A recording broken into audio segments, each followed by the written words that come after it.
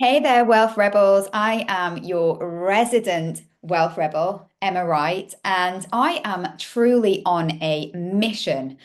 And this is one heck of a mission to empower more people around the world, especially impactful founders launching ventures that are quite frankly game changing to this beautiful planet of ours to step into their true wealth frequency. Okay.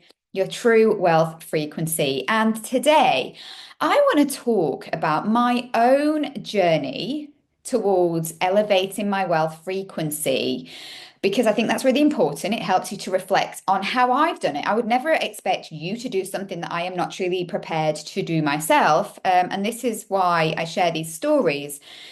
And my relationship, because it's all about relationships and not just relationships with a person, relationships with everything. My relationship with running.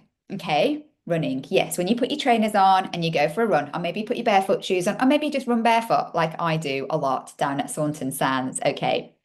So I signed up a few weeks ago to run the Exeter Half Marathon after a friend at Run Club suggested that we could all do it. And I just said yes, like right away. And when I say something yes right away, that is my intuition, that is my soul, that is my sacral chakra saying yes, do it. If I don't say yes to something straight away, it's a no. And I'm learning to know how I make decisions. That's how I do things. Not everyone is the same. Okay. So I said, right, yes, right away. And my relationship with running has literally changed my life. And what I want to say at this stage is that for me, running is transformative in my relationship, but it may be something else for you. It might not be running. It might be something entirely different. But the running analogy runs, mind the pun, the running analogy runs quite profoundly deep. As I took a really important step back and reflected on this, I was reflecting on it at the weekend when I was unable to join the run club because the storm cancelled all running. And I was like, oh my goodness, I love running so much. And I was really, really upset. I did manage to squeeze an 8.5K running on the weekend after, on my own on Sunday after the storm. Now, people have said to me, whenever they see me running or they see me talking about running, because I talk about running a lot, right? I am not a runner. They say that to me, oh, it's great. I'm not a runner. I don't have the shape for it. I don't have the legs for it. I don't have the cardiovascular system for it. Dot dot dot. I am not a runner. How do you do it? Because I can just not run, I run really like really long distances right now without any training. Okay. I just kind of put my trainers on and I ran a 14K race recently, Barney to Beach.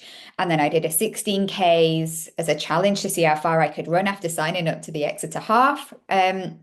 And I've realized that I can just run. I remember when I was in London, this is going back a little bit. I remember when I was in London and I trained for a 10K and it was the hardest experience of my life because A, I was training for something, and I don't believe you should have to necessarily train for something. And this might be a little bit controversial, but I think you'll get the theme of it as I talk about this throughout today's talk. Um, Fundamentally, I trained for a 10K and I literally got to 5Ks and I was beaten and I was in my 20s doing this. I'm 42 now, okay? And my body has come to life because I've transformed so many aspects of things. But literally recently when I did that 16K, I did it. Yes, my ass ached, okay? And I had to do some serious sauna, some serious stretching, and some yoga to balance it all out because that's what these things are all about. It's all about balance. But I did it.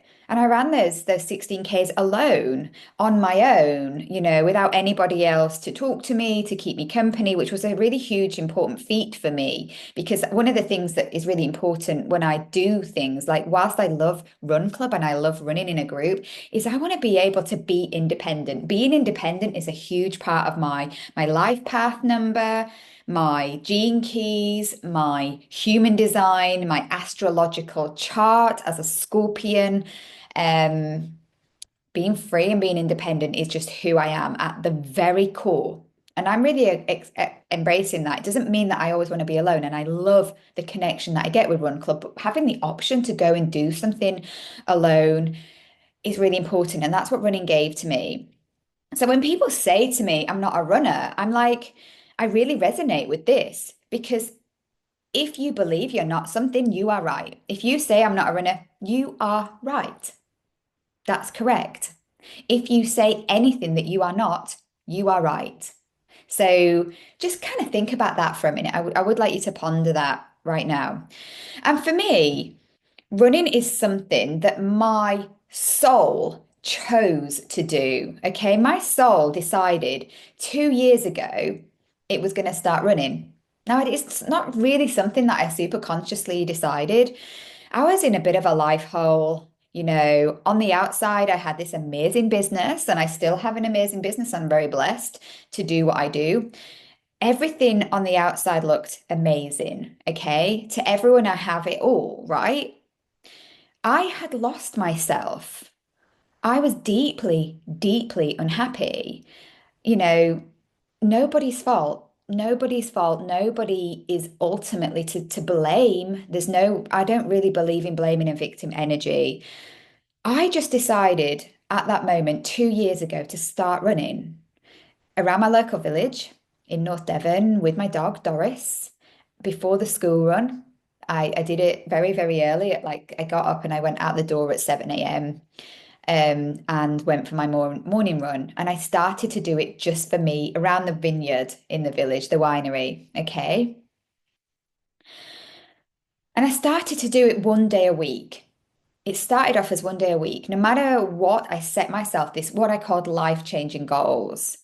I committed to myself and I got up and I run before the school run, just 1 day a week to be with myself.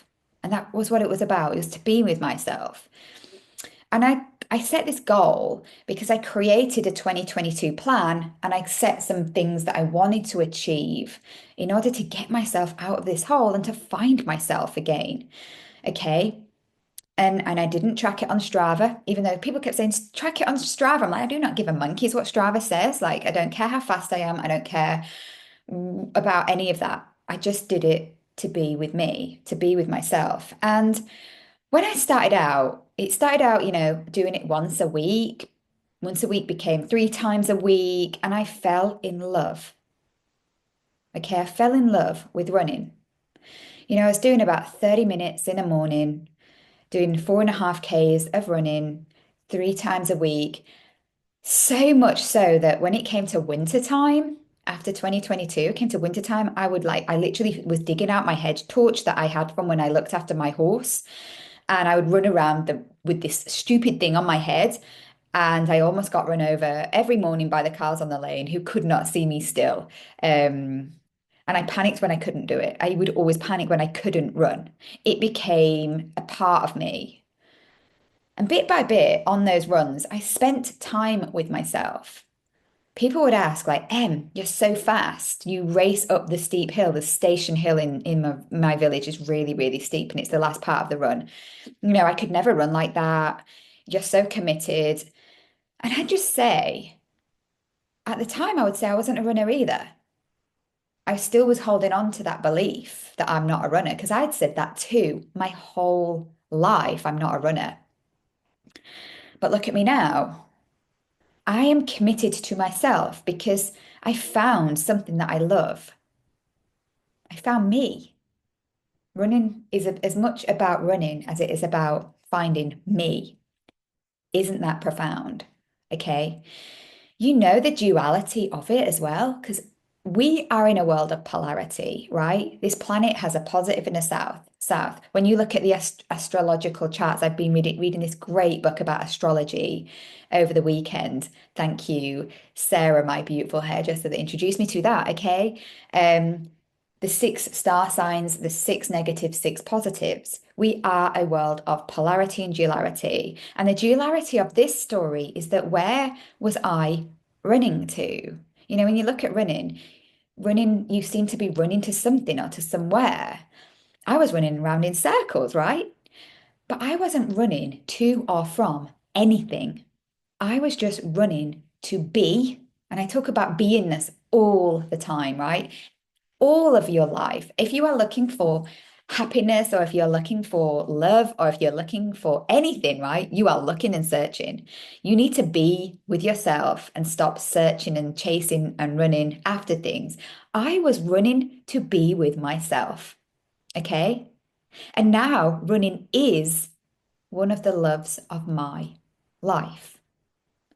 I can't live without running. I was recently asked if I had to choose one thing, and this was actually at the run club. I was at one of the run clubs recently, and one of my friends said, if you had to choose one thing, what would it be out of running, yoga, breath work? And I'm very consciously not sure about breath work actually, but when I get up in the morning, I want to go running. And so it's like, I choose running, 100%. I can run anywhere. I've got feet. I can literally just run if I want to. I want to go running on the beach with my toes barefoot in the sand, in the water at Saunton Beach or around Braunton where I live now. Okay. Literally, running is my life. On Christmas Day, I'm planning a run with Doris. Okay. It is literally my biggest Christmas present to myself is to go running. And the beautiful backdrop to my story for me is that this year has been one hell of a SH1T show. Personally, it's been a journey. It's been an absolute roller coaster. Okay. An absolute roller coaster. You know, I left my marriage. Nobody's fault. I left my home. I had to do this to find myself. I turned my life and the life of other people in my circle upside down. And I know that I did that. I had to do it because I was so deeply unhappy and there was only so far you can loop around in circles, loop around my house, that looping was going to take me. And when I found my rental in Braunton, I was told by a friend to join the Heartbreak Hotel. There's a Heartbreak Hotel cafe at the end of my street. The street is North Street. And you know, all of these analogies are not lost on me. I was told to join the run club that was free on a Saturday morning, and I did it. And every Saturday when I can run, I join the community, which is free to go running. And we talk, and then we have great coffee. And it saved me. It was one of the things that completely saved me. Running again saved me. I made new friends who are like really incredible. I now run and talk, not just to be with myself, but I'm still with myself, but I run and talk. And it's, you know, it's like a new love for me in a different way. I still, whether I'm running or not, however I run, it's just amazing. Like sauna chat, we have run club chat. And you know what I say is what is said at run club stays in run club, a little bit like fight club. I love to make jokes. So, you know, it's incredible. And it's, you know, ironically, it's held at the Heartbreak Hotel coffee shop and it's helped me to rebuild my heart, you know, rebuild my broken heart after one of the most challenging years where my heart has been broken in ways that I didn't expect it was possible to be broken. Running saved me, literally, in all of these ways. It prepared me and it's then got me through this year. And so with the Exeter half, you know, when it was shared, it was quite a profound date. The 9th of February is the day that I'm running, Sunday the 9th of February, 2025. it gave me this massive focus for me to run through the winter, to show up for myself, my running in the dark, in the cold.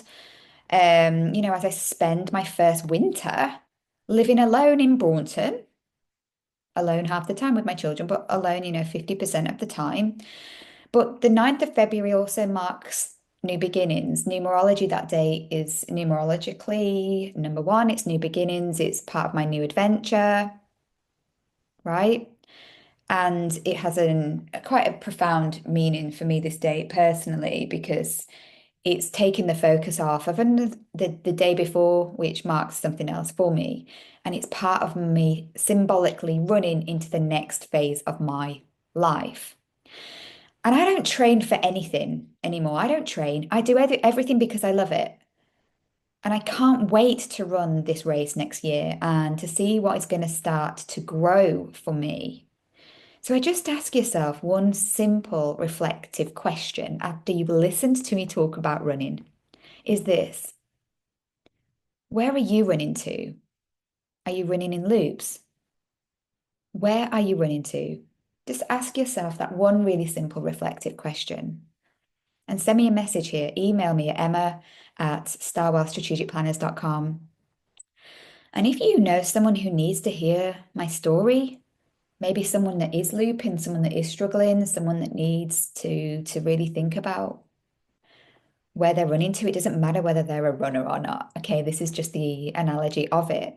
Subscribe, share follow the story, subscribe and like the show and share. Namaste.